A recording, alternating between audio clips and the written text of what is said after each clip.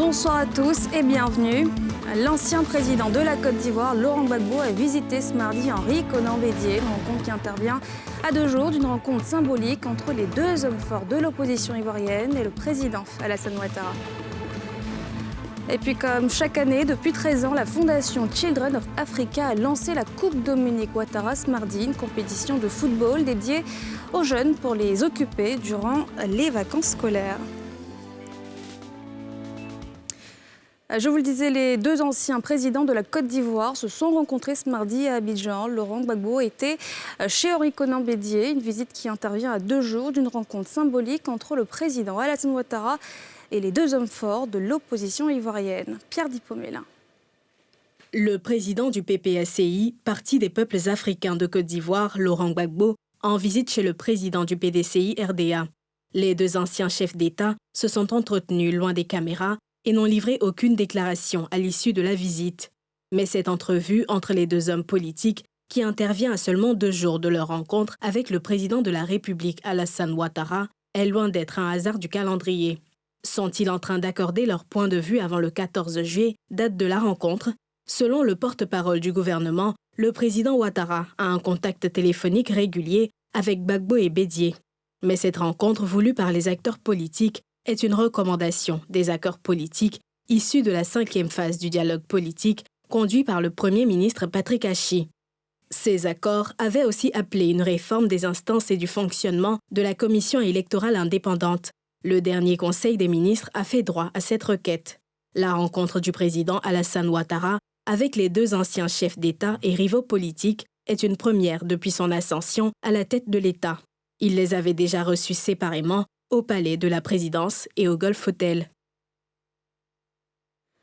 Grâce à une ONG, 11 Nigérianes vont pouvoir rentrer chez elles et retrouver leurs familles respectives, victimes d'un trafic d'êtres humains en Côte d'Ivoire. Elles se sont retrouvées dans la prostitution, la vente de drogue et bien d'autres activités illicites. Une réalité en Afrique de l'Ouest contre laquelle les États doivent se dresser, selon le président de la communauté nigériane en Côte d'Ivoire. Leur reportage de Brice Niawa et Haruna Zeba.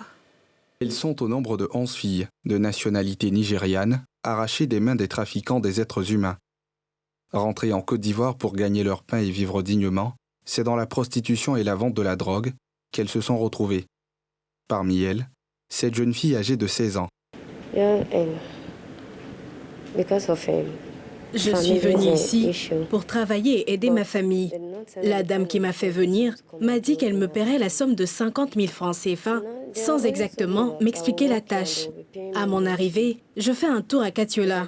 Et après, nous sommes allés à Dabakala, où elle m'a obligée à me prostituer. Cela a duré 5 mois. À l'heure actuelle, je veux rentrer chez moi et être auprès de mes parents. Dans peu de jours, elles pourront retourner dans leur pays et vivre auprès de leurs familles respectives grâce à l'ONG, la Maison de l'Amour, et l'appui de l'ambassade du Nigeria en Côte d'Ivoire. Ça fait presque 10 ans que nous sommes dans ce combat. C'est en train de gâter l'image de la communauté nigérienne, partout. Donc, qu'est-ce qu'on est en train de faire? C'est pour dire aux Ivoiriens, aux autorités ivoiriennes, que les Nigériens, en leur majorité, dénoncent des trafics humains. Si tu regardes les filles là, ils vendent ces filles là souvent 2 millions, 3 millions, 4 millions. Et puis, quand tu demandes ce réseau-là, c'est une perte pour eux. Mais la communauté nigérienne ne peut pas accepter que quelqu'un prend un homme, un être humain, en train de profiter, gâter la vie de la personne, et puis gagne de l'argent, et puis les petites filles-là souffrent. On ne peut pas faire ça nous seuls. Sans l'autorité ivoirienne, on ne peut pas réussir. On demande aux autorités ivoiriennes de nous aider à mettre fin sur ces crimes. L'ONG La Main de l'Amour a pour mission la lutte contre le trafic illicite des êtres humains, le commerce sexuel des jeunes filles et la maltraitance des enfants.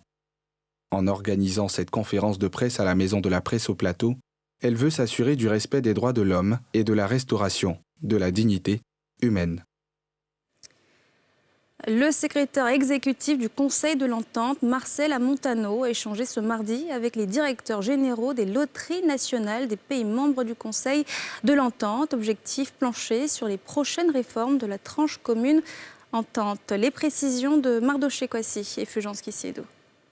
Donner un nouvel élan au Conseil de l'Entente, C'est l'objectif que s'est fixé le nouveau secrétaire exécutif de cette organisation.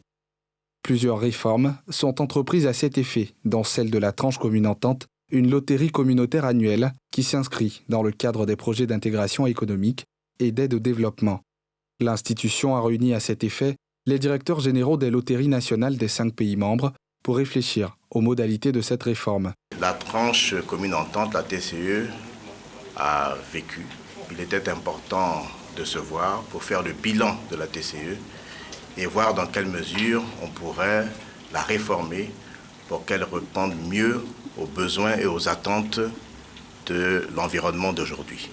Et je suis sûr que de nos échanges naîtra une idée lumineuse pour réformer la TCE. Nous entendons perpétuer la mémoire des pères fondateurs, mais dans une nouvelle proportion, dans la proportion de ce que humblement nos pays sont devenus en termes de grandeur, en termes d'efficacité, en dépit des vents contraires. Ensemble, nous nous mettons au service du Conseil de l'Entente sous l'égide de son Excellence, secrétaire exécutif, pour remplir cette noble mission. La tranche commune entente a été créée en 1970 par les chefs d'État des 5 pays membres du Conseil de l'Entente en vue d'appuyer les politiques nationales de développement. Elle regroupe les loteries nationales du Bénin, du Burkina Faso, du Niger, du Togo et de la Côte d'Ivoire. La 13e édition de la Coupe Dominique Ouattara se jouera cette année dans 69 localités de la Côte d'Ivoire. La cérémonie de lancement de cette compétition sportive initiée par la Fondation Children of Africa a eu lieu cet après-midi. C'était au cabinet de la première dame à Cocody, Mardoché Kwasi et Fulgence Kissiedou. Il s'agit pour la Fondation Children of Africa, à travers ce tournoi de football, d'occuper sainement les enfants de 7 à 15 ans pendant ces vacances scolaires et leur donner l'occasion de communier ensemble en faisant montre de leur talent. Nous sommes très heureux de relancer ce tournoi cette année. Nous le savons tous, le sport en général et le football en particulier participent à l'épanouissement de nos enfants en leur apportant des valeurs telles que l'esprit d'équipe et la discipline. Par la promotion de ces valeurs, associées à nos actions dans le secteur de l'éducation, la santé et le social, la Fondation Children of Africa œuvre pour le bien-être de nos enfants. À cet effet, le tournoi de la Fondation Children of Africa, qui est sa 13e édition, offre à des milliers d'enfants âgés de 7 à 15 ans la joie de participer à une compétition pendant les vacances scolaires. Une initiative soutenue par le ministère des Sports et Loisirs et la Fédération ivoirienne de football.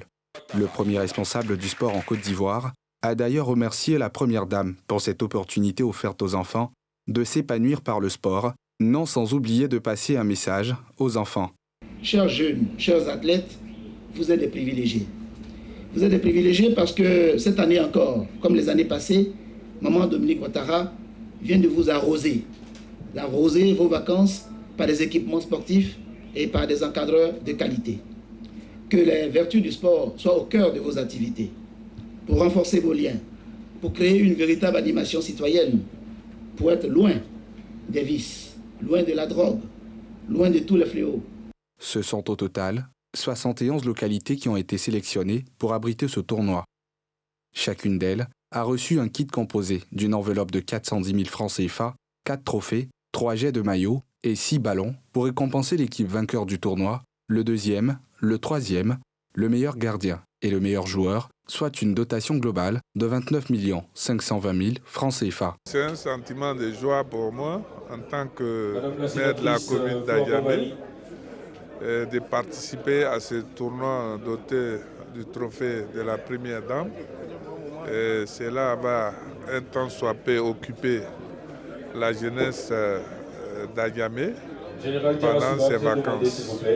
Nous allons apporter notre soutien à ce tournoi afin d'égayer ces jeunes pendant cette période de vacances. Pendant les 13 éditions, nous avons été toujours invités et nous avons toujours organisé ce tournoi qui est très important pour nous. Nous avons commencé à recenser donc les équipes pour pouvoir commencer l'organisation de ce tournoi au niveau de Yopougon. Le tournoi Dominique Ouattara est à sa 13e édition cette année. Après cette cérémonie de lancement, Les communes choisies prendront le relais pour l'organisation de la compétition dans leurs différentes localités. Je vous conduis à présent à Mans, dans le Tampi, où les routes attendent d'être réhabilitées. Elles sont devenues impraticables en raison des dernières pluies diluviennes. Le cri de cœur des automobilistes dans la ville de Mans, dans ce récit de Pierre Dipomela. La route reliant les quartiers Grand-Gbapleu et Gare de Facobli, une voie principale qui traverse la ville de Mans, est de plus en plus impraticable, surtout en cette saison de pluie où les rues boueuses et les nids de poules donnent du fil à retordre aux usagers.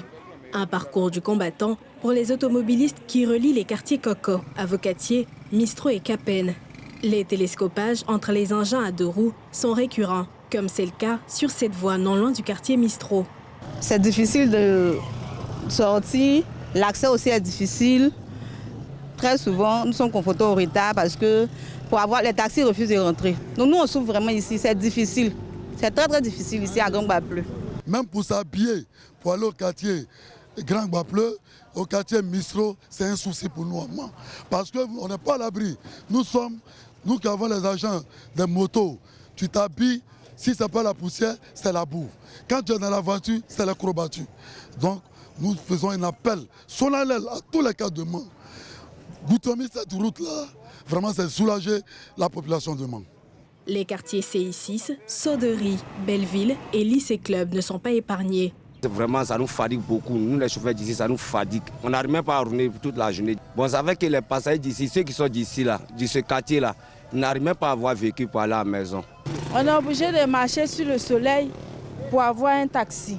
Pour une route de 15 minutes, tu peux aller jusqu'à 20 à 30 minutes là-bas.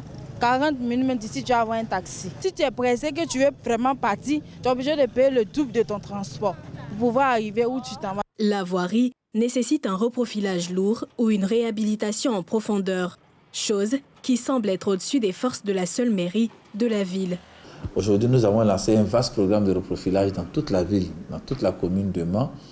Et c'est vrai que dans ce programme de reprofilage, nous n'avons pas inscrit cette voie, cette fois-ci, dans le programme de reprofilage. Pourquoi? Parce que tout simplement, il y a de cela 1 ou 2 mois, nous étions dans une discussion très avancée avec le ministère des Infrastructures pour la seconde phase de bitumage des voies de la ville de Mans. Et cette voie fait partie donc de notre priorité numéro 1. Malheureusement, il nous est donné de constater que 2 ou 3 mois après, on reste encore en attente du début des travaux. Depuis 2020, Mans a bénéficié de plus de 15 km de bitume réhabilité financés par l'État ivoirien. Mais les besoins sont énormes dans la capitale du Tampi qui continue de s'étendre. Les déchets agricoles transformés bientôt en biocarburant, l'ANADER, le constructeur automobile Siana, Afrique de l'Ouest et Total Énergie Marketing Côte d'Ivoire ont signé un accord tripartite de coopération pour la mise en œuvre de la phase pilote du projet. C'était au plateau et en présence du ministre Kobena Kwasi Adjoumani. Reportage. Chaude poignée de main après les échanges de parapheurs entre les responsables de l'ANADER, de Scania et Total Énergie. Une coopération qui permettra de produire du carburant à partir de déchets agricoles, issus notamment du cacao, de l'EVA ou de l'anacarde. Cette matière première pour la biomasse sera une plus-value pour les producteurs et transformateurs, selon le ministre Adjoumani, en charge de l'agriculture et du développement rural. Que ce projet, en plus de rapporter des revenus supplémentaires aux producteurs et transformateurs des produits agricoles, contribuera significativement au respect des engagements pris par notre pays lors de la COP 21 à Paris. La phase pilote du projet démarre à Sikensi, où l'ANADER, initiateur de ce projet, va collecter 100 tonnes de graines d'EVA pour produire 3000 litres de biocarburant. Les analyses au laboratoire seront l'affaire de Total Énergie. De son côté, le constructeur automobile Scania aura pour mission d'apporter son expertise technique pour la validation de la qualité du biodiesel dans un bus de la Sotra pendant 30 jours. En tant que ministre des Transports, je suis très très heureux aussi de cette signature parce que Cela nous permettra d'avoir du carburant propre, la santé de nos compatriotes. Nous avons fait une première série d'études qui nous a donné l'espoir que ce carburant, non seulement va contribuer à ce qu'on ne pollue pas plus l'environnement, mais aussi ça va être une autre source d'approvisionnement en carburant. Mais à partir des produits, des graines d'EVA que nous allons utiliser, d'autres produits encore comme des sous-produits et choses, on s'attend à ce que ce soit en tout cas une plus-value pour la qualité du carburant que nous allons avoir ici en Côte d'Ivoire. L'ANADER a démarré la réflexion sur la transformation de cette biomasse en 2007. Cette signature de partenariat marque un pas décisif vers la réalisation de cet ambitieux projet. La réaction de la Côte d'Ivoire était très attendue. Un conseil national de sécurité s'est réuni au palais de la présidence ce mardi. Il était question de statuer sur l'arrestation des militaires ivoiriens à Bamako, accusés d'être des mercenaires par la junte malienne au pouvoir. Abidjan demande leur libération immédiate. Le récit de Pierre Dipomela. Réunion extraordinaire du Conseil national de sécurité en réaction au communiqué des autorités maliennes présentant les 49 militaires ivoiriens arrêtés comme des mercenaires. Au regard de ce qui précède, le Conseil national de sécurité demande aux autorités maliennes de libérer sans délai les militaires ivoiriens injustement arrêtés. Selon le communiqué du CNS, les autorités maliennes étaient bien informées de la présence des militaires ivoiriens sur le sol malien. Avant ce 8e contingent, les 7 précédents se sont relayés périodiquement sans aucune difficulté, précise le communiqué. Le CNS appelle les populations au calme et à la retenue et demande à la junte la libération immédiate des soldats ivoiriens. Le Conseil national de sécurité informe l'opinion nationale et internationale que les autorités ivoiriennes continueront d'œuvrer pour le maintien du climat de paix et de fraternité qui a toujours prévalu entre la Côte d'Ivoire et le Mali. Enfin, le Conseil national de sécurité appelle les populations au calme et à la retenue et assure que toutes les dispositions sont en cours pour obtenir la libération rapide de nos braves et vaillants soldats. Dimanche 10 juillet, 49 militaires ivoiriens ont été arrêtés à l'aéroport Modibo Keïta Sénou de Bamako. Un communiqué de la junte, lu à la télévision d'État par le colonel Abdoulaye Maïga, porte-parole du gouvernement de transition malien, les a présentés comme des mercenaires. Et voilà, c'est la fin de ce journal. Merci de l'avoir suivi. On se retrouve demain, même heure. Excellente soirée à tous.